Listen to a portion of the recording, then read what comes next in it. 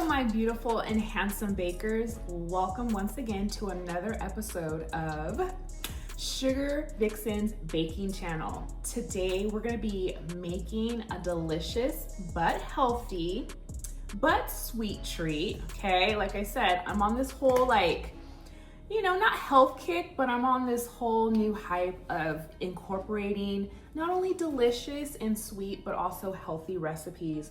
Okay, so the first thing I'm gonna start off doing is grating my zucchini later when I cook. So let's see, 1/4. Okay, so the next thing that we're gonna need is 1 1/4 cup of banana, and we need it smashed.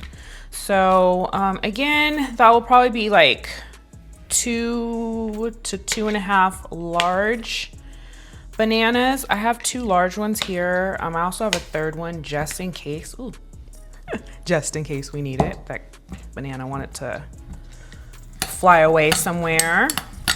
So I think I will be good with just these 2 large bananas. And if you want your cookies a little bit sweeter, you can always use an extra ripe banana, not too much. You don't want to make it like brown. You don't want the banana to be brown or anything, but sometimes the spotty ones are good because they'll have a sweeter taste if that's what you're looking for. Okay, so the next thing that we're gonna do after we mash up our bananas is I'm going to line a baking sheet with parchment paper, and I'm going to preheat our oven for 350 degrees Fahrenheit. Together again, we're gonna use our rolled oats, and so it's gonna be 2 cups of rolled oats.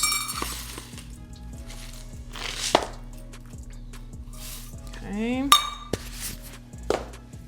Our 1 1/4 banana that is chopped up and smashed up really good. Our 1/4 cup of zucchini. It's kind of stuck in there, so let me scrape it out with a spoon. And our nut butter or seed butter, whatever you like. Like I said, I'm using walnut butter. I will tell you, walnut butter is my #1 choice, but it's on the expensive side. Almond butter is another good option. Or if you like the peanut butter taste, you can use peanut butter as well.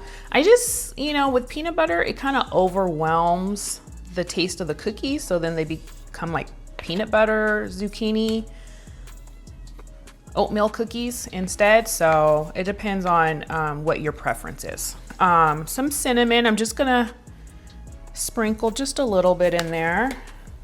Sprinkle a little bit of ground nutmeg, not too much.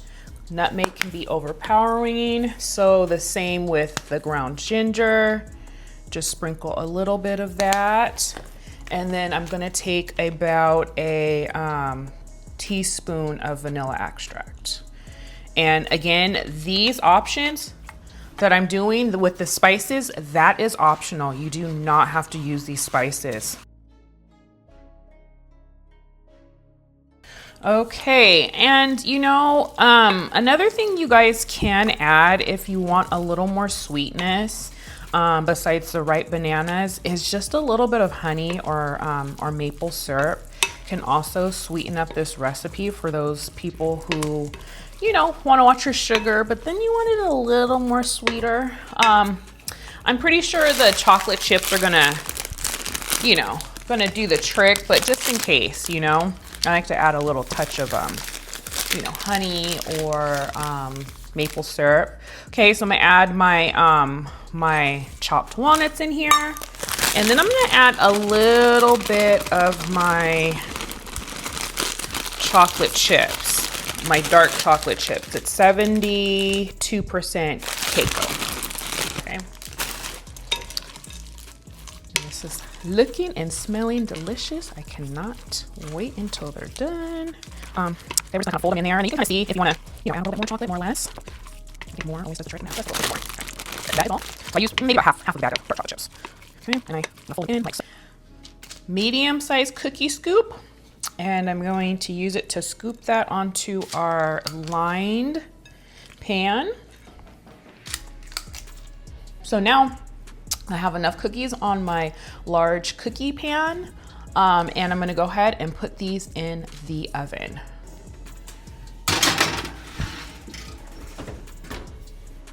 All right, so we're gonna bake our cookies for anywhere from 12 to 15 minutes. When I get to about the 11-minute mark, I like to check them just to make sure that they don't overbake. I don't like overbaked cookies.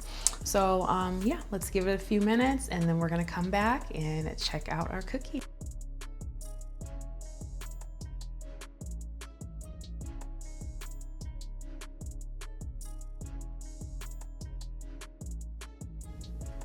Okay, so they're nice and soft and gooey here with our dark chocolate.